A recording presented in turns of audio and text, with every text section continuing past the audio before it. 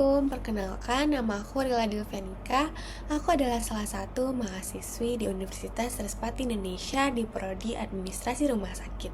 Di sini aku akan membahas mengenai instansi gawat darurat.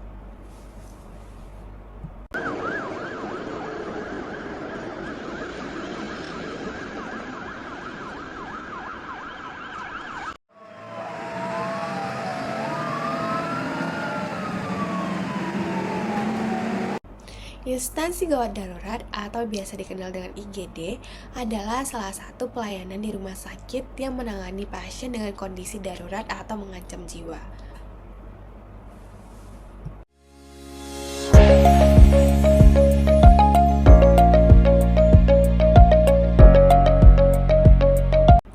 Instansi gawat darurat atau IGD memiliki beberapa kategori.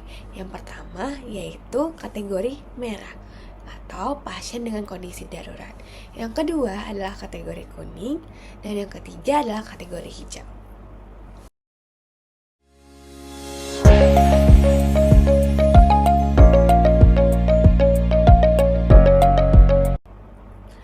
Yang pertama adalah kategori merah, yaitu ketika pasien dalam kondisi kritis dan harus mendapatkan penanganan dengan sesegera mungkin.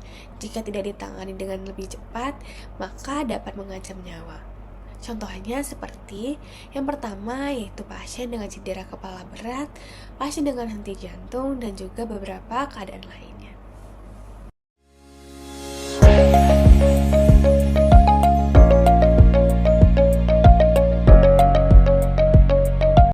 Yang kedua adalah kategori kuning, yaitu ketika pasien membutuhkan penanganan segera namun tidak dalam kondisi kritis atau tidak dalam kondisi gawat darurat dan tidak mengancam jiwa apabila tidak dilakukan penanganan lebih awal.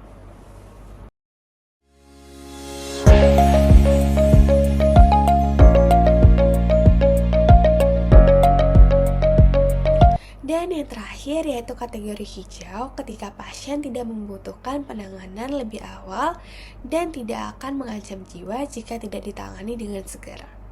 Contohnya yang pertama yaitu batuk, pilek, dan beberapa penyakit lainnya. Jadi jangan sampai salah ya ketika datang ke instansi gawat darurat.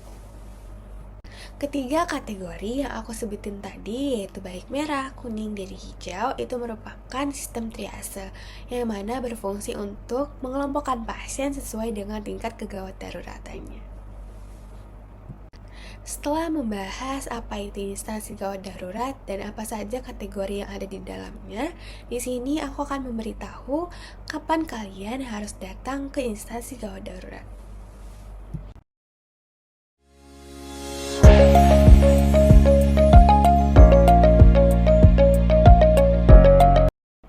Yaitu ketika merasakan adanya nyeri dada yang hebat.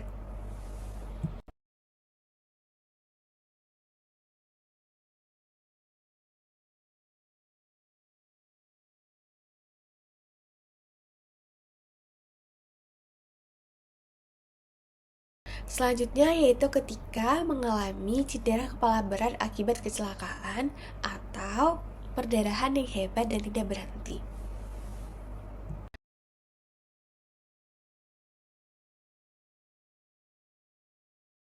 Dan selanjutnya yaitu ketika mengalami kejang, maka segeralah datang ke instansi gawat darurat. Kejang umum yang paling sering terjadi adalah kejang tonik-klonik. Kejang ini dimulai dengan hilangnya kesadaran, otot menjadi kaku, kemudian diikuti dengan hilangnya kendali terhadap berbagai fungsi tubuh. Sementara itu, kejang parsial dapat dibagi menjadi kejang parsial sederhana dan kejang parsial kompleks.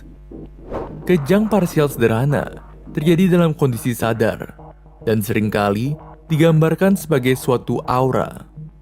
Kejang ini menimbulkan gejala seperti mencium atau merasakan sesuatu yang tidak biasa dan melihat kerlipan cahaya. Sedangkan kejang parsial kompleks adalah kejang yang menimbulkan gejala seperti memandang dengan tatapan kosong serta menjadi tidak responsif terhadap lingkungan sekitar. Itulah beberapa keadaan yang mengharuskan kalian datang ke instansi gawat darurat. Namun, masih banyak beberapa kategori lainnya yang dapat ditangani di instansi gawat darurat. Oke, sekarang teman-teman pasti sudah lebih tahu apa itu instansi gawat darurat, apa saja kategorinya, dan apa saja kondisi yang mengharuskan kita datang ke instansi gawat darurat, dan hal-hal apa yang perlu dibawa. Nah, jadi ketika teman-teman melihat atau mendengar adanya tanda-tanda kondisi darurat pada orang sekitar maupun diri sendiri, maka segeralah bawa ke instansi gawat darurat ya.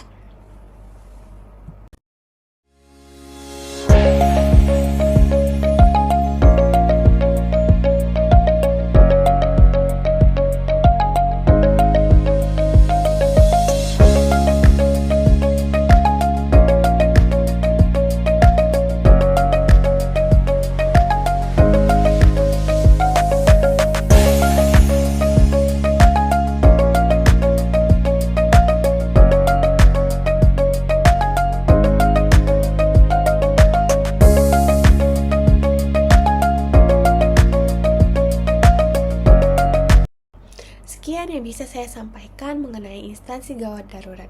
Semoga video ini bermanfaat bagi kita semua dan mohon maaf apabila ada kekurangan dalam video ini. Terima kasih. Wassalamualaikum warahmatullahi wabarakatuh. Salam sehat semuanya, semoga sehat selalu.